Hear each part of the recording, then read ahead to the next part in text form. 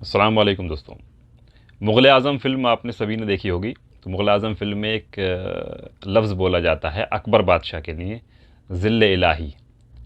اور یہ لفظ آپ نے اور بھی بہت جگہ سن رکھا ہوگا. ذل الہی یعنی بادشاہ کو ذل الہی کہا جاتا تھا اس دور میں. تو اس کا معنی کیا تھا ذل الہی کا؟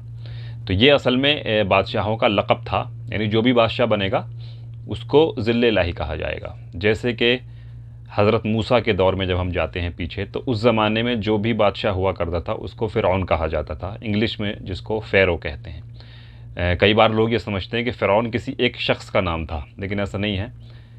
یہ بادشاہوں کا لقب تھا. جو بادشاہ بھی کرسی پر بیٹھے گا اس کو فرعون کہا جائے گا. اور اس کے معنی یہ ہوتے تھے کہ وہ لوگ جو ہیں بہت سارے دیوتاؤں کی پوجا کیا کرتے تھے. تو ان میں سب سے بڑا دیوتا جو تھا سورج دیوتا تھا ان کے نزدیک. تو فرعون کے معنی تھے سورج دیوتا کا اوتار.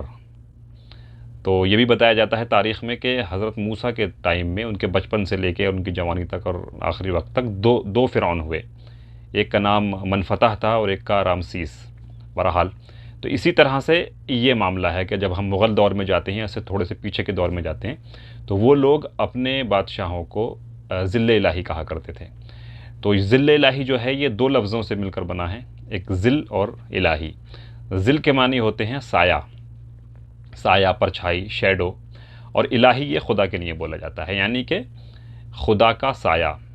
تو اب اس کے پیچھے ان کے کچھ پولیٹیکل بینیفٹس ہو سکتے ہیں کہ وہ ایسا کیوں کہلواتے تھے. جو بھی ہو، بہرحال ہمیں بتانا ہے، مقصد یہ ہے کہ ذل الہی کا جو معنی ہے وہ خدا کا سایہ ہے.